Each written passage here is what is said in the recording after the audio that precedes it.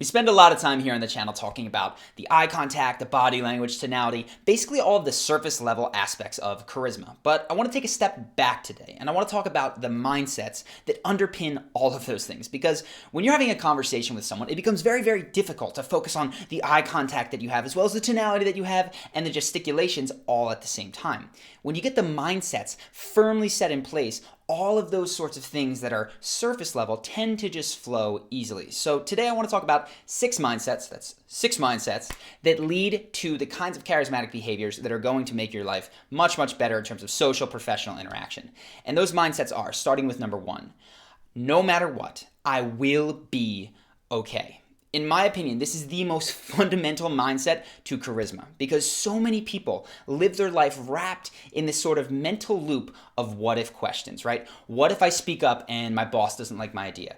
What if I ask this girl on a date and she says no? Or what if I lean in for a kiss and even worse, she ducks away, right? What if I were to ask this person to go just as a friend out to coffee and they said I was busy that day? All of these sorts of things stop people from acting, from speaking up, from expressing who they really are. Now, in the social context, what you need to realize is that the repercussions for even the worst case scenario of every single one of these are not so bad. You recover from these. If your boss doesn't like the idea, fine, move on. If a girl doesn't want to go on a date with you, probably better that you know rather than spending 6 months trying to figure out which signal she's sending that indicates that she does. So when you can get that mindset that no matter what, I will be okay. And I apply this to the social field. I don't necessarily mean that you need to extend this to jumping out of 40-story buildings, but socially, no matter what happens, you will be okay. That enables you to act with the sort of freedom that most people never ever experience. And that means that you can risk social things in terms of cracking jokes, expressing ideas, asking people, expressing how you feel. That means that you can risk that more than other people. And when other people see that you seem to have this immunity to social pressure, that you're expressing who you are more, they will naturally gravitate towards you because that is a strength that most of us really, really want to have in ourselves. The most fundamental piece, no matter what happens, you will be okay. If you ever find yourself stuck, not knowing if you should speak up, come back to this belief. It is so critical. The second belief, I care more about my character than about my reputation. Now, this is basically a quote from John Wooden that I've turned into a belief, but if you take that idea that your character is more important than how people perceive you, what you realize is the way that you are matters more than the way that people think that you are. So many people spend their lives trying to manage the opinions of other people, right? Will they think this if I do that? What happens if I do this? Even if I say the truth, they're still not going to believe me, right? When you focus on just doing the right thing, worrying about your own character, and then letting people form opinions about you, what happens is people see that you're not overly invested in controlling how they feel, which makes them go, wait a second, if they don't care so much about how I feel, I can trust them to be genuine. So it's kind of paradoxical, but if you focus on your character and if you stop investing so much effort into controlling people's opinions of you, what tends to happen is that not only do you feel that freedom to act and be who you are, but people will have better opinions of you. It sounds crazy, but it is absolutely true. The third belief, and in my opinion, this is the one that is the least emphasized and needs to be talked about much, much more. And that belief is that you have impeccable honesty and impeccable integrity.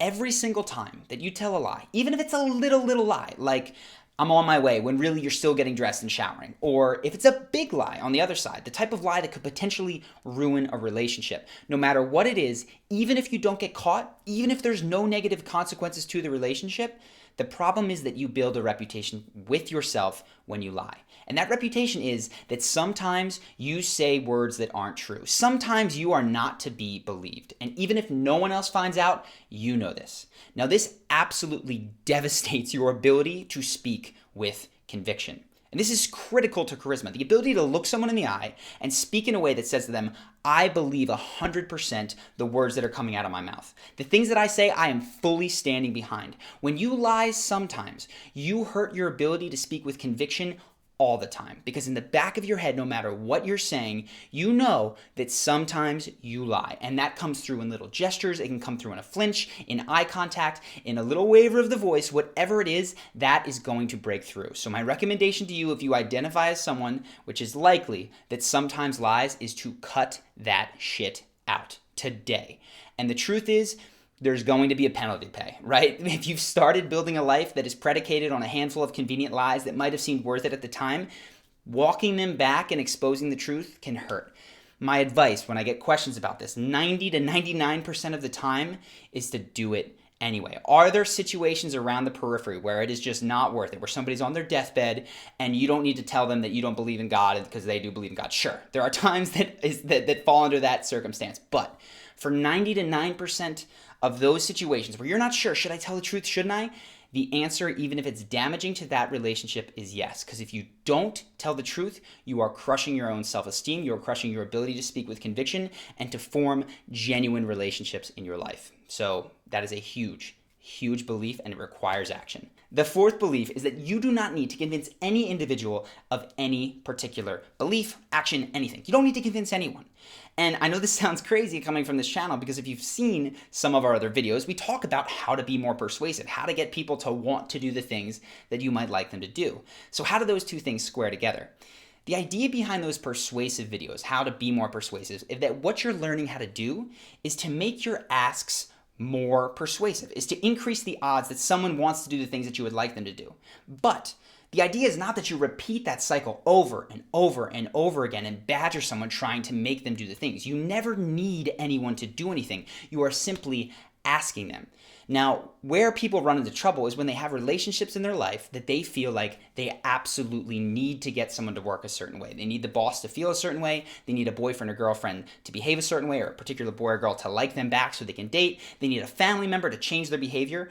Then you enter into neediness. Then you are entering into trying to convince, when you've gone back and forth over the same issue many, many, many times. What happens then is that your charisma is, one, destroyed because you need something from that person. The charismatic person simply asks and then decides, okay, if the answer is yes, great. If the answer is no, can I deal with this person and this relationship in this way? Is that acceptable to me? Or do I need to filter this person and this relationship out? This can be very, very hard. I recognize this when you're talking about old friends, family members.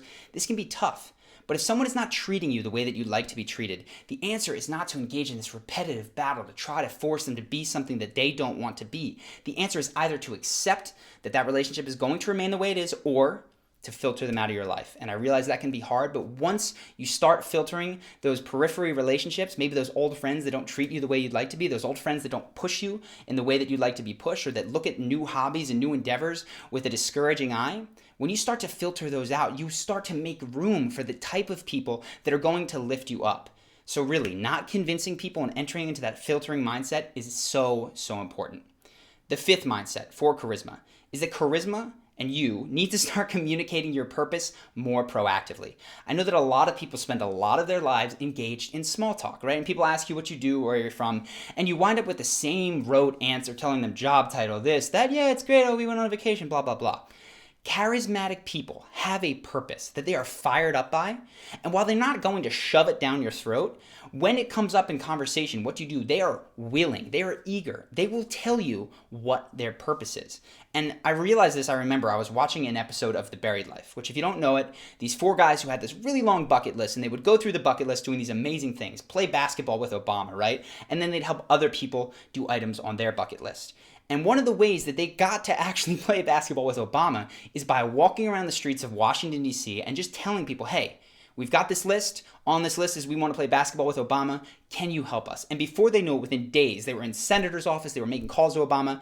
Long story short, months later, Obama sees the TV show on MTV, invites them in, and they get that dream, right? This incredible thing happens, but only because they've repeatedly put it out there. This isn't the secret. This isn't the universe hearing. This is other human beings hearing, being inspired by that message, being inspired by that desire, and then helping them. So make sure to put your purpose out there into the world. The sixth mindset is that you need to start going first. And in the book, Charisma on Command, I exploded this out into 6 different beliefs. But the truth is, it can be boiled down.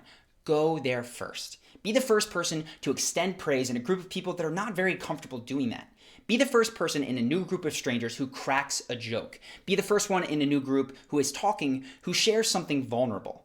Right? When you are the person who is leading the group towards areas where you can connect more, whether that means being fun, extending praise, being vulnerable, all of those things signify leadership to other people. They signify bravery because you're doing that thing that other people are nervous to do. And when you do that, you naturally are going to become the type of person that other people want to be around. And what you've found, I'm sure in your own life, is that you'll be in a group of people, it'll be very solemn, one person will crack a joke. and then somebody else feels comfortable, they'll crack a joke, and all of a sudden the whole group dynamic has shifted. The same thing happens with vulnerability. Somebody opens up and shares a story about their life, and the next thing you know, you're going back and you're connecting on a level that was previously not available. People remember who the first person to do that was, and it makes them so much more endearing because they are the one taking the social risk. Be the person who takes the risk, who goes there first, and of course, remember that no matter what happens here, it will be okay. That is the fundamental belief. So hopefully these 6 to 12, depending on how you count them, beliefs can be very, very helpful in your own life. As you start to incorporate them, you will find that they make a tremendous difference. This doesn't mean to throw everything else to the side. This means that you can still focus on your eye contact, your body language, all of that stuff, but you want to be building the mindsets concurrently with those sort of surface level things. And if you focus on one of each at a time, that I find is the best way to do it. So I hope that you've enjoyed this video. If you have, you want to learn more about how to change your inner belief in terms of confidence, we've set up a different video that covers how to feel more confident inside of 60 seconds. And this is something that you can do for a presentation, a date, whatever it is. It's a little exercise that is actually very physical in nature, and it will help you feel more confident. Pretty much like that, a little bit longer than that, 10 seconds to 60 seconds. So if you're interested in getting that video, go ahead, click the link that will pop up over here. It's gonna take you to a page where you can drop your email and then see that video. If you have enjoyed this video and have not yet done so, please go ahead, subscribe to the channel. We'll have another link to do so here. We have new videos like this, sometimes talking heads, sometimes charisma breakdowns where we analyze a charismatic personality and see exactly what it is that makes them so charismatic and confident. We have those every Monday, and then we have throwback videos on Thursday where I cover topics that I might have done with crappy production value a couple years ago and try to make them more fresh and updated. So go ahead, subscribe to the channel. Any comments, any suggestions of videos you'd like to see, topics you'd like me to cover, people you'd like me to break down, please put those below in the comments. And of course, I thank you for watching this video and hope to see you again in the next one.